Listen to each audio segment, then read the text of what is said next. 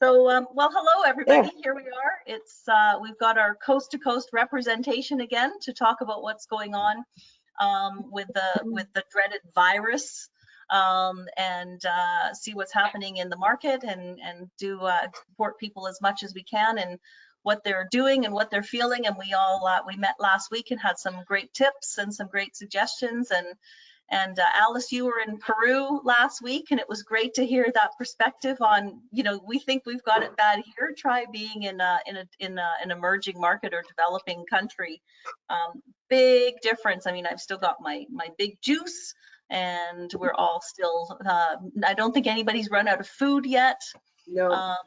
The cases of water that are leaving Costco is fascinating, right? People buying up cases and cases and cases of water. It's really interesting. So what we'll do is we'll just talk a little bit about the markets from coast to coast. And so people, if you are joining us, you should be able to click on that little question box there. And if you have some questions, or if you want to say hi, tell us where you are attending from. We will unmute everyone because there's not too many people this morning, so we can unmute you so you can participate in the conversation. So I'll unmute you. And then you might have to just unmute yourself and just shoot me a message in that question box if that hasn't worked. But let us know who you are, where you're from, and we'll start. Why don't we start again with Darlene on the East Coast. Give us a little bit of an update on what's going on the East Coast, and what people are doing to stay happy and positive, and what the market's doing out there. It's really interesting what's all the changes. It's hard to keep up. Well, it is, and thanks for having me back again, Liza, and with all the great people you have here. So yeah, I like to say everything starts on the East Coast of Canada first, and sometimes we're slow, and we were actually slow getting the virus here. We're very small. Thank goodness we've only had 17 cases, and those were people that traveled. Some people out in on a cruise ship, France, and family. So we have been locked down. New Brunswick, actually, we've got locked down. We've been locked down. I don't even know what day it is. What day is it? Tuesday? We were locked down Tuesday. We were locked down last week. Yesterday, Nova Scotia got locked down, and then yesterday, Quebec got locked down. So now we're all locked down, and not even locked down. Now we can't even go from province to province. But why we want to at this particular time, I don't know. That's one good thing. I think that being in a smaller area, it's been so exciting to see the communities step up onto helping the seniors. This weekend coming up, the seniors are going to have their checks, getting them out. Most of our stores in the provinces out here have opened an hour early, and they call it seniors hour, right? To go in. A friend of mine took her mother in on Sunday, I believe it was. It was very quiet. She was afraid to get kicked out because she was not quite the senior age, but one time she wanted to be checked for ID. So it's been nice to see people stepping up. Buy local. We have some 3 key businesses here that buy local. That's going to be so important that that's happening. Again, it's a small business. It's those small businesses out there that are going to really hit hard. It was so great to see a local restaurant, been in business for 50 years, actually 50 employees, paid them 2 extra weeks, even though they were forced to close and they don't have the access to be able to do takeout. So great to see some of those positive stories out there. What is the issue going to be? Well, April 1st is coming up, which means it's rent time. And who knows, we're there, because it depends if you're the person who is the landlord. You've got one version. If you're the renter, yes, we want to help people, but I hope some people do not take advantage of it in the fact of thinking that they don't need to pay for a few more days, right? So we'll see how that goes. We're so big on tourist industry. We have some fish plants out here. The lobster industry is huge. The only one great thing is that the immigration workers will be able to come in. We just got to house them somewhere for 14 days. That's going to be so important, building it back up. Hopefully you're all stocked with toilet paper.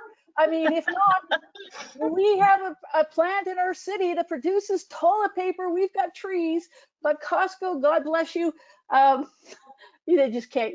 They actually created jobs in Costco because a guy had to hand out one package per member, right? That's literally goes.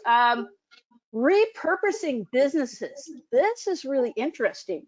A friend of mine who owns a distillery that produces vodka is now retooling to make out hand sanitizer. First go to the government, which is great to see. So this is where creativity is really, really happening. And we need it. The one issue they were having was actually getting the bottles to put the hand sanitizer in, right? So all those different issues on that.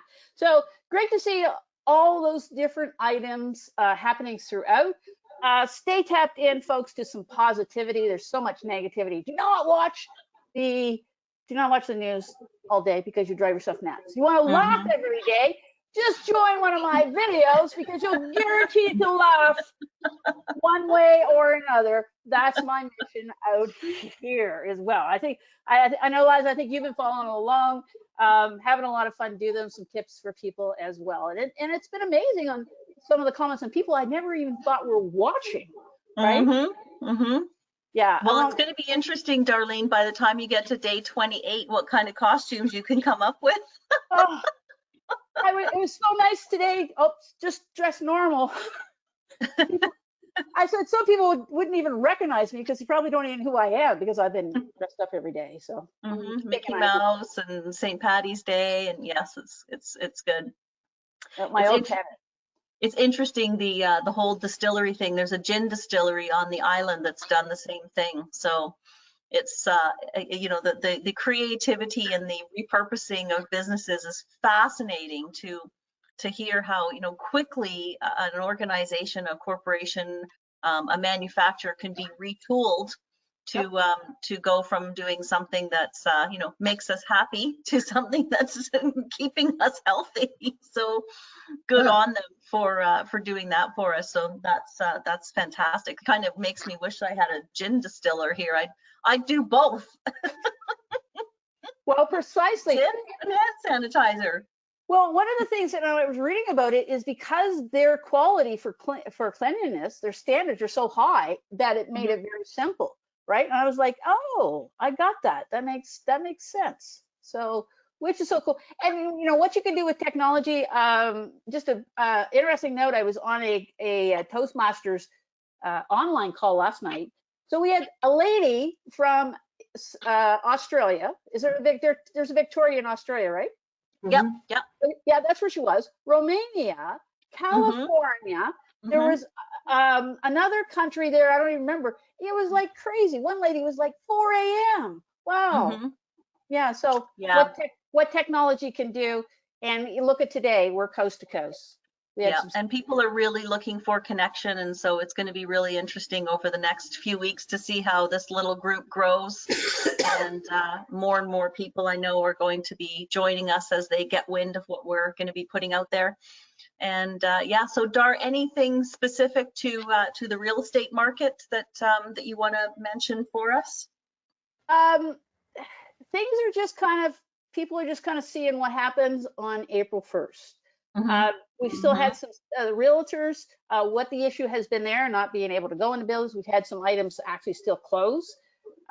Some of the construction of new property has kind of stopped until they declare a state of emergency. They could still produce, right? So we've got a lot of projects on the construction on hold. So we're just right here. Could it be a different story in April? Yes, that's what we're. April 1st, going to tell the tale. It's going to tell the tale as to, particularly for the renters. And so not a lot of activity as far as, sales contracts, but people have been closing deals that were already in the process before, which is great. I'm sure my neighbor's glad that they closed their house a week and a half ago and moved to Dartmouth. Yeah, I think there's quite a few people who are concerned that their property isn't going to close. Cheri and I were talking a little bit about that this morning. And I know she'll chime in about that you know, some people are going to lose their deposits because the law hasn't necessarily changed to suddenly make it so that you can get your deposit back. So we'll see how that all unfolds. It will. And just also know, we're the only province still in Canada that has the double tax rate for rentals. And Right. so we're coming up on when property taxes are going to be due, right, in May. So that's another major issue. We haven't heard if there's been any delays or going to be extensions on those ones yet. Let's hope, because people, cash flow, folks, cash flow. Yeah, it's going to be an interesting time. So April 1st, the reason we keep talking about April 1st is it's rent day. So it's going to be really interesting to see what happens with rent, and see who is making phone calls and saying, I can't make my rent this month. And there's lots and lots of tools out there for those of you who have income properties. I just saw something posted this morning. It was a letter that was kind of, people are suggesting to use it as a template. So I can post that on the page, on the Facebook page later on. Just a simple little template that engages you with your tenants and you know, keeps the conversation open, and basically has a line in there about, you know, if you filed for unemployment, just attach your application here, so that, you know, there is some tracking that we can do as homeowners and investors. So that's interesting. So thanks, Dar. And you had some snow on the East Coast. Had some beautiful snow this morning, probably about 4 inches. All it did is it made our dirty brown snow look white. So it looks pretty, and I guess it'll probably stay pretty for a while, because, you know, not everybody's going to go outside and enjoy it. Yeah, and what a great time for people that actually enjoy their homes, right? You hear people say, I'm not home long enough. Now they'll know it. Now they'll know, hey, maybe I need to upgrade afterwards because my home is too small when we're all at home. Well, and the other interesting thing too is, you know, for people who are just learning how to work from home, right? Like, you've been working at home for a long time. I've been working at home for a long time. Cheri, you know, works from her home office and is out on the road a lot. Lynn, you're working from home probably quite a bit too. And there's so many people out there who this is completely new territory for. So, you know, some of the things that you need to shift in terms of mindset and shifting about working from home, right? Like, not getting distracted by all the projects that you can do in your house, and sticking with some work time, blocking some time on your calendar for work, blocking some time for hey, I just bought an hour of not having to commute. That's time that just has been found. Like, what can you do with that bonus time, right? Is that time you can go for a walk or make yourself or your family a healthy meal? So there'll be lots of things that will be coming up for people who are learning to work from home too. So if anybody needs some tips and tricks, you've got probably 5 or 6 women in front of you, some not online right now, who can help you with some routines and tips and tricks for working from home, if that's something that's out of your comfort zone as well. For those of us who are old pros at it, it's just a little bit of an adjustment, because it's like, wow, this working from home thing's taking on a whole new meaning when you're like basically not able to leave home. So it's yeah, it's an adjustment, but it's going pretty well. So thanks, Dar. And Lynn, do you want to go next and tell us a little bit about how life in Toronto is right now? And I know there's some really incredible opportunities coming up with the exempt market, because people are moving away from the stock market into the exempt market. So we're gonna focus on that next week, and we'll have some guest speakers. We're just lining up some of your colleagues to get on the webinar with us. So give us a little bit of an update about what's going on in the big smoke. Sure. So and now that everybody's seen me, hello, I'm going to turn off my video just so my audio will be strong. So hopefully now that will not cut out. I live more rural, and what has changed for me with working from home is I now have 2 girls at home with me. Teenager doing high school online, and a university student doing courses online. So where I used to work from my couch to be with my dog, I actually now work in the office. So, so let me see what's happening in Toronto. It is, well, like everybody, things are changing daily. And honestly, once I got my kids, my oldest home, I stopped paying so much attention. I just needed everybody under the same roof. My husband's an electrician, and I don't know, but Ontario did declare a state of emergency. We're supposed to be going to essential services only as of midnight. Well, that list of essential services is longer than any list I've ever seen. So my husband will still be going to work tomorrow. Quebec did a much better job, I think, of relating what is truly an essential service and what is considered emergency services. I think we're a few days away. I think we need another, well, not need, but in another couple days of big numbers, that will change again. So my world, the financial space, I guess one thing, well, several things to be grateful for during this time, but one thing is that I am not a traditional financial advisor. I don't have clients in the public market, and I'm not fielding those calls. That said, some of my clients are also, most of my clients are also in the public market. So certainly being sensitive to portfolios that have gone for a massive ride. Just before we started, I looked up, the S&P is up 6% today. The TSX is up 8 or 9% today. So certainly volatile. Again, it'll be months while this ride continues, I think, ups and downs. And certainly I'm fielding calls on, wow, remember you told me about that private market? Can you fill me in again on what that means? So certainly different opportunities that are outside of the public market, and some opportunities that are kind of recession resistant. Now, are they virus resistant? Some are, but there's some that, you know what, we would have deemed recession resistant, but they're not virus resistant. So it's fascinating as we're learning about what different things can do to the investment space. One of their issuers, a company called Centurion, they're out there, they're actually looking to raise more money. They had actually been closed to new investors. They've just opened because they see this as a fantastic opportunity to go out and raise capital.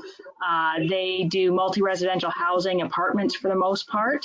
And they're looking to say that, you know what, we think there'll be some opportunities to be had over the next few months.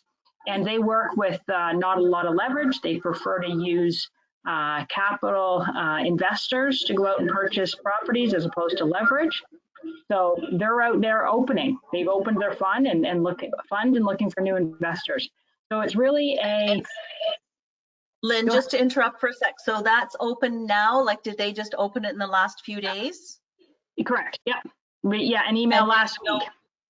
Okay, great. And so that's something that that we'll be able to share with WREN members and friends who are looking for some alternate investments, and they can get into something like the Centurion program that they've just sort of opened up again. Yeah, absolutely. Awesome. Great. We know Centurion's a great product. I mean, there's so many of us who are familiar or have investments through Centurion or with Centurion, and Cheri's familiar with them, and I'm sure Darlene is, and yeah, quite a few of our women have invested through an exempt market into Centurion products. So it's exciting to hear that they're coming back with something right in time, when people are shifting money from where it is to the private market. Yeah, absolutely. So we can, that's kind of the update from a Toronto perspective. It's, you know, everybody's just waiting to see what happens tomorrow. So. And for those of you who are hearing us talk about the exempt market a lot, we will be diving into that deeper on one of the webinars. We've got a couple that we have recorded from the past, and with Centurion coming online with a new product, we'll be talking about that next week. So it's a great opportunity. And Lynn, is there what's the minimum on the Centurion product? Centurion is a 25,000 minimum. Okay. It's one of the higher minimums that we have. Still available under RSPs, TFSAs, registered plans, in addition to regular cash investment. Okay, terrific. And some of the other exempt market minimums are as low as $5,000. Is that still correct? Still correct, yes. Excellent. Great. Fabulous. Thanks, Lynn. And how's the weather out there? Warm with some snow quickly melting. Wow, warm. That's nice. Terrific. Well, that's exciting.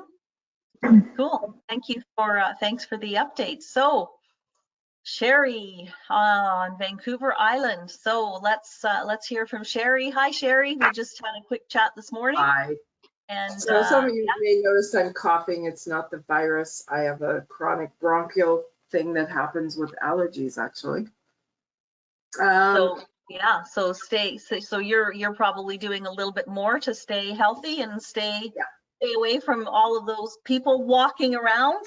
Well, yeah, I'm in self-isolation. I'm considered high risk because I have no spleen to combat anything in my body.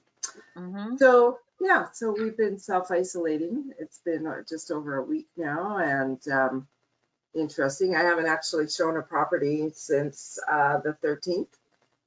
And but we do have some members. We are allowed to take precautions, but I prefer to go into vacant properties if somebody wants to look. It's nicer if it's vacant. We do have a couple of listings that have to go up, but you know, we're doing 3D tours, having those done because it makes it easier for people to see online and think whether it's even worth the risk of going into it or not. I did write an offer the other day for someone who, you know, didn't see it. They were writing an offer sight unseen, but were familiar with the building. And that actually ended up in multiple offers, and that was on Sunday. Wow. I know, just, yeah. So some people are out there because they have to be in, some people are not. We're just being really cautious. Most of my current sellers, we're not really getting showing requests, and you know, kind of discouraging that if there isn't a real need to you know, to sell right now. But for the most part, you know, everybody's sort of doing their part. People here are social distancing quite well, I think, all things considered. I mean, it's difficult. I'm sort of really stuck in the middle. I have parents who are 91 and 87 and are elderly, so trying to make sure they have everything. I'm compromised, and then I have a well, actually she's 10 days old now, a 10-day-old granddaughter. Woohoo! So that I haven't been able to see. It's been a week since I've seen her. And so, you know, those are kind of hard. You're missing those baby snuggles. But, you know, we have a lot of technology and a lot of things, and so we can be grateful for what it's like today, as opposed to if this happened 20 years ago, you know, and, you know, no FaceTime and no calls like this. So this allows people to stay communicating and staying in touch with each other, so you don't quite feel like you're on a deserted island. Although I do appreciate Vancouver Island right now. We've distanced from Vancouver. And actually our numbers are much better than Vancouver, so it's good. But people on the ferries, employees on the ferries now are starting to test positive. And I was on a ferry on March 11th. But, yeah. So far so good. Rick and I, no symptoms or anything. So yeah. And the market progresses. And anything that you've noticed from any of the levels of government that's going to have a big impact on investors or sellers or tenants? The whole thing, like everybody said, April 1st is kind of the big day. I've had 2 tenants of my own that have been laid off already. getting applications in and that sort of thing. It's, you know, it's just one of those things that's going to happen, and we don't know how long it's going to be. And I was on another call this morning that with a mortgage broker in Toronto, who was saying they're getting a lot of requests for people just setting up lines of credit, using their equity on lines of credit to waive the storm, you know, to ride it out. Right. And I think you were mentioning this morning, like some of the banks are limiting how many mortgages. Yeah. So we've got a local credit union here who's just basically said, we've hit the pause button on everything right now. And I think they're just trying to really assess what their risk exposure is. But I think a lot of the banks, that's what they're doing. Like, how many people are going to do the deferral? How many new ones have we already committed to? Can we afford to take anything new on? I think we'll see a lot of that.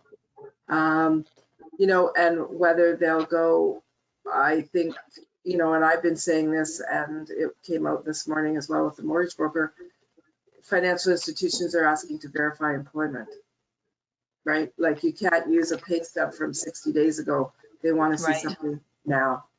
Are you still actually employed? You know, because they can pull their funding, right? Like, if they haven't funded already, they have the ability to pull that funding if they're not employed. Right. So that's a big one. So proof of income with a letter, not just a pay stub. And yeah. Okay. So more changes, more steps to go through, and for people who are in the middle of a buying phase, probably good to really look at where they are in the process and make sure that they've still got all of their ducks in a row. And knowing that the rules that applied when they first started the application may not be the same as they are today. I've had a couple of friends who were selling their homes, and one of them, the potential buyer, just like on the last day, pulled the plug. So just said, we just don't want to take this on at this time, and so they'll probably lose the potential buyer will likely lose their deposit, but they just decided that they didn't want to be buying in this market. So be interesting to see how those kinds of things unfold. Yeah, I mean, there'll still be, you know, liability, I think, with that. You know, developers who have pre-sales that are coming up for closing are scrambling because people are wanting extensions. Developers have to hold it. It's like, who's taking on all of that? Those are really interesting questions right now. I feel that a lot of unknowns are out there, and people get afraid to commit to something. And a lot of my people that are in pre-sales that are coming up to close, we're looking at using it as a rental property. Can you get tenants that are going to pay the rent? Right. Yeah, big changes. And you were on a call this morning in Toronto. Anything great that you want to share with us from that call? No, I found, you know, I mean, basically every market's kind of facing the same challenges, but it was the mortgage broker I found more interesting with some of the things that I've already talked about. But yeah, get on your phone to your lender. It is, one thing was clarified this morning. This is a mortgage deferral, so it is not a default. It does not affect your credit rating. Oh, that's good. You are agreeing to defer. You aren't defaulting. Excellent. So it's not going to impact your credit rating to defer your payment, which I think quite a few people had been asking that question. So that's a phew. Because we definitely want to hold on to our credit ratings during this time as well. Yeah. Terrific. Great. Thanks, Cheri. And how's the weather over on the West Coast on Vancouver Island? You got sun and well, what is it, have like some sun. 16 degrees out there? Yeah, because pouring rain right now would be even more depressing. So yeah, we've had good weather to be out and have a walk. Good. Awesome. Okay, well, thank you for that. All right, Alice, let's hear from you. You were just recently back from Peru, and I love that story that you told us last week about, you know, just reminding us what that's like. So if you can share a little bit about what it's like to be back after being overseas, and yeah, take it away. Tell us what it's like in Toronto. Oh, you're on mute. Oh, hold on. What's going on here? There we go. There we go. Okay, cool. Can you hear Take me? it away. Yes. Yeah, thank you for that. Some on the panel already heard this story last week, but I was in Peru just a month ago, and thankful that I actually managed to make it home. Not sure how many people heard some of the stories in that particular country. They're in military lockdown, and there's, I think, a few hundred Canadians. The embassy closed down as well, so they're unable to leave. So I feel grateful that I went there, was able to have my experience and come back safely. But yeah, what I wanted to share was just perspective on, I know it's tough, like even myself, I'm used to working at home and I'm going a little stir crazy, not being able to go out and just like do the normal things that I normally do and meet with people and all that kind of stuff that I enjoy doing. So I understand it's very disruptive and unstable for most of us, right? Like it's scary, and that's why the perspective and the centering is really important. So I often would go back to the experience I had in Peru where I was up in the mountains. So I specifically wanted to go on this trip to spend time in the mountains with the lineage that I study with the indigenous medicine men and women. And they don't have heating up there. It's like 15,000, 20,000 feet. There's no Wi-Fi, which actually I liked. Not having no Wi-Fi exposure, it was nice. They had a little bit of electricity. I was actually surprised. I was expecting like no electricity at all. And you know, like we're just sleeping. We had beds and stuff, but in our sleeping bags, I wore like my full like hat, gloves, like scarf to sleep. I wore the same clothes for like 3 or 4 days. I didn't shower. So coming from an experience like that back here, now being in isolation, I'm able to be grateful for, okay, we have, like you said, lots of food. We have clean drinking water. Like what are the things we actually need? We're not in an apocalypse. Like this is nothing even close to it. You know, we have electricity, we have Wi-Fi, we can do this, we can see each other, you know, and talk. So that has really helped me. Anytime I feel a little bit like, oh, this kind of sucks, I just remember what it was like. And there are still people in this world that's how they live. So we're very privileged, and just to remember that and appreciate what we have. So yeah, and that was a great trip. And like I said, I mean, I did get sick too on that trip. That also helped me appreciate medical, you know, the healthcare and the doctors and the nurses. So I kind of feel like I had like a pre-corona experience before it came. So it kind of prepared me for it. So yeah, it was very enlightening. Yeah, and you're glad to be home. You're home safe. You got home before it all kind of blew up. Yeah. And a good, you know, a really good reminder. I mean, we're seeing stories of people hoarding and people buying out the entire meat department at grocery stores. And, you know, think about your family and your grandparents and your parents and people who have health compromised health, and you know, we've got to really step up and think about our whole community. So I think it's a really good reminder for all of us to just be thinking about who can we lend a hand to, who can we pick up the phone and call. You know, I went and spent the weekend with my mom, and you know, we played games and played cards and watched a couple of movies together and had lots of great conversation. And it's a really good time to be, you know, cleaning up a lot of those loose end things, right? Like, I mean, anybody who says to me a month from now that they still don't have a will, it's like, what's your excuse, right? You've just had a month or however long it's going to be of isolation. You know, you've got this prime time to get paperwork done, get projects done, get those photo albums done, get the old. I mean, my mom was pulling out cassette tapes, and I said, well, now's the perfect time to get those put on and get them digitized, right? Like all of these little projects that we've got that we wish we had time for, and now suddenly you've got time. So it's an amazing opportunity to take advantage of some of the things that we've wanted to do for a long time, and now suddenly we have the time. So I think it's really cool to be able to take advantage of that.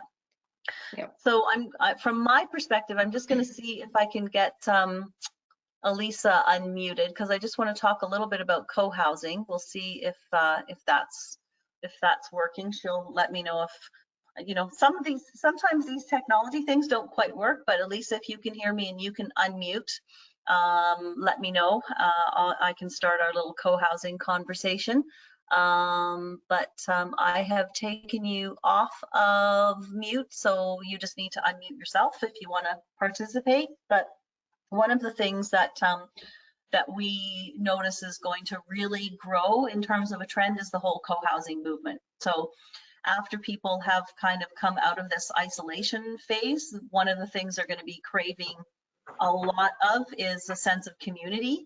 And Liza lives in co-housing. I'm in co-housing here in Burnaby. And so we're going to really start to address that on a bigger scale. There's a number of different things that WREN is already doing and is already interested in. So first of all, there's the whole idea that, you know, women around the world are not going to be going into retirement homes as we age. We're going to be buying our own mansions and having the pool boy and the yoga instructor. And so, you know, yes, we still see that happening, and we still see, you know, property in a place like Mexico and maybe Portugal, but you know, that's not going to happen this year now because of what's going on.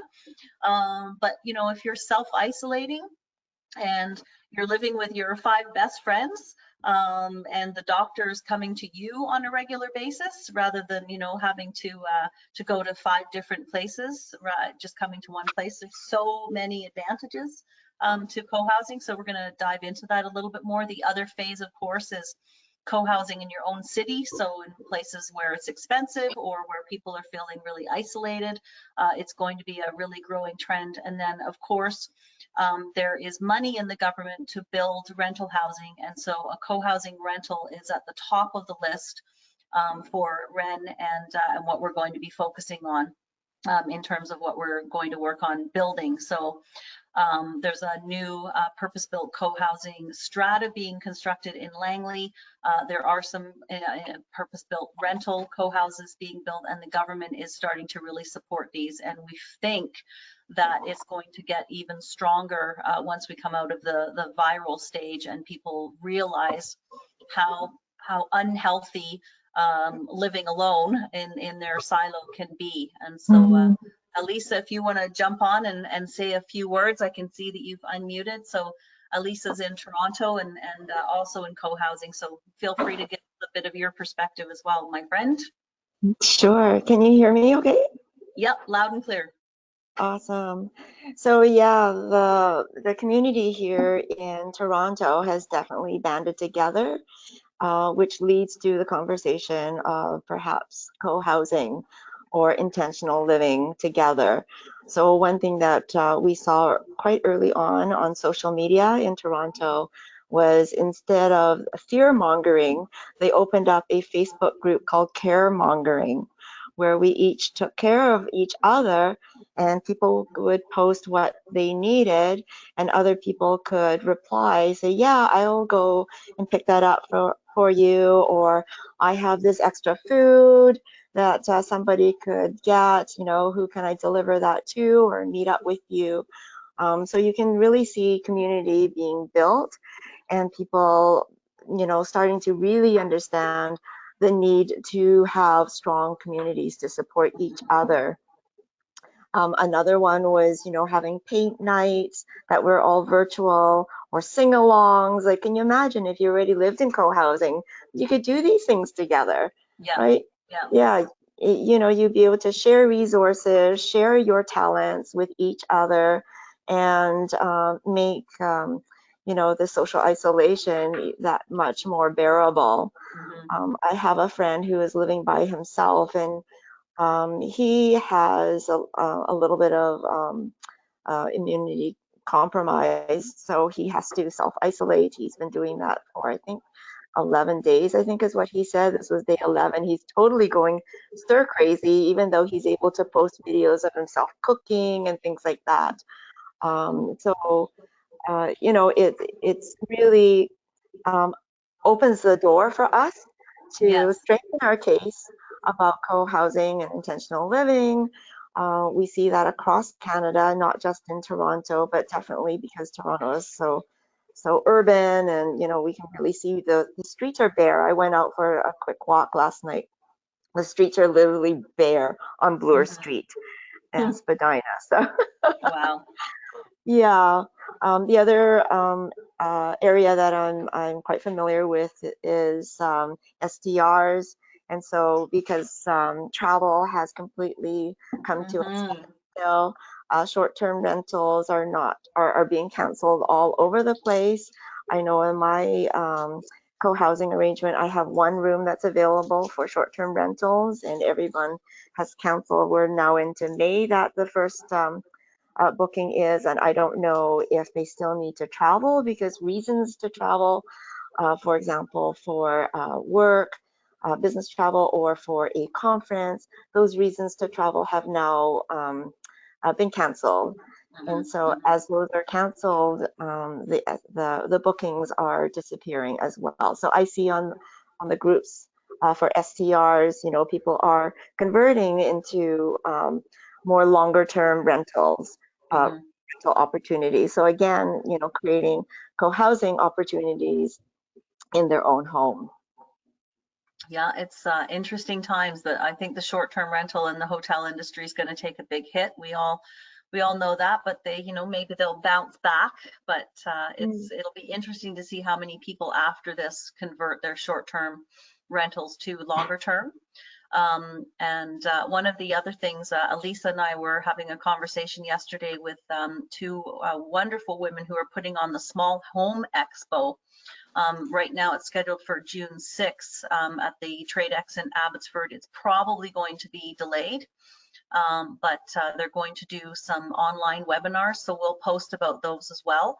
And this is again part of that whole movement, the tiny home movement, the building your own village movement, the building community movement.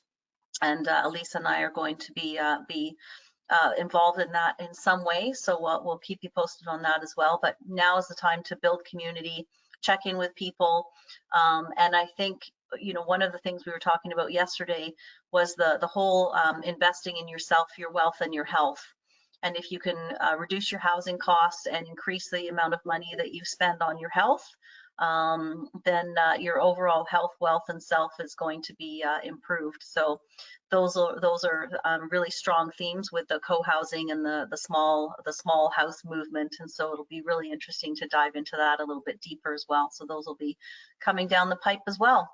So there's lots of good things coming online. I will be posting a link to the 5 Wins course. So Tina O, for those of you who have ever seen Intentional Success website, Darlene and I did a Start Here with Real Estate course. Gosh, was that a year ago, Dar? I don't know. It just seems like yesterday. Where's the year? I know, right? Going? Yeah, so that is that's available online for our WREN members. And then what I've done is I worked with Tina O and a couple of my housemates actually here at the house. And we've just created a new course called the 5 Wins. I know that 5, right? 5. I got to make sure I get all 5 fingers in the screen. And it's a really fun little course. And I think the timing of it is really good because it's really about kind of the big picture of life. And I won't say too much more than that, but it's a simple, easy little course to take, and I think it'll really help with people's mindset on how to look at the big picture and the impact that you make, not just on yourself, but on your circles all around. So it's online. It's got workbooks and journals and videos, and it's really fun. I'm really pleased with how it turned out, and I'll post the link to that as well. So does anybody have any questions while we are here? Happy to answer a couple questions. And I know the group's going to get bigger as we do some more promotion. We just kind of wanted to test it out this week and see how it went. Being coast to coast, it seems to work really well. It's awesome to have a really nationwide perspective from women who are business women and who are leaders in their community and who are investors and who are involved in real estate and who are involved in all kinds of things related to real estate. And those of us who, we just want to live a good, healthy life and make sure that we're contributing to our community. And we want to make sure that we are doing whatever we can to help you do that as well. So hopefully you've got some use out of this morning. We'll be here again next Tuesday. And we will have some new guests next Tuesday. We'll be talking a little bit, as I mentioned, about the exempt market. That's going to be something that's really, I think that's really going to grow as people shift their money out of the stock market and want to look at something like a real estate portfolio, where you are invested in a fund that has a cross section of different real estate properties. So I think that's going to be a really, the interest in that, I think, is going to spike, because people are suddenly going to say, well, if I can own a share of a hospital and a hotel and an apartment building and a commercial building, that's, you know, better than owning a stock portfolio right now. So it'll be interesting to see how that unfolds. So does anybody have any last comments before we wrap it up?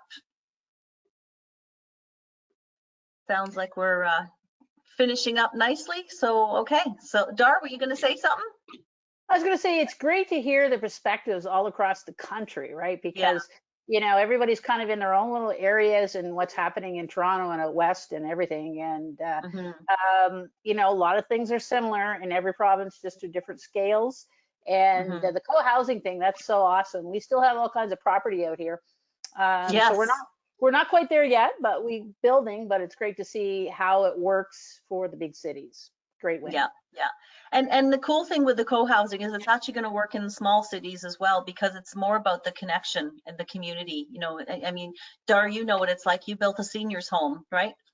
People want to be connected, and at both ends of the age spectrum, young and senior citizens. The largest problem that we have right now in the world, in the developed world, is actually loneliness. And that is going to be escalating over these next few weeks. And so the co-housing thing is going to be, it's going to be really interesting to see how that takes off. I'm recording some podcasts right now as well. So we'll release the co-housing podcasts in a couple weeks once we've got those all done. So I'm not sitting around, that's for sure. We're being very busy, you know, and Lisa was talking about, you know, the things that you can do in the house. We have an artist in the house. So we have tons of paint, tons of canvases. We also have a musician in the house. So we have like 6 guitars downstairs. So who knows, maybe it'll be a good time for me to learn how to play guitar. You know, we've got piano, it's awesome. So being in co-housing, when you've got a group of really diverse people, we can keep busy, no problem at all, and it's making a huge difference to be able to go down and, you know, still have breakfast with people and have good conversation. So there we go. Good. Cool. All right, well, I think that's it from us then. So stay safe, stay healthy, stay positive, stay connected, and we will see you here again next week. And feel free to send us any questions that you have. You can email us info@wren.club. That's info@WREN.CLUB. Or you can find us on the Facebook, and Facebook is Wren for Us. And we'll see you either online or on Facebook or on the website or in any place that we happen to be virtually connected over the next little while. So have a great day, and bye everybody. We'll see you later.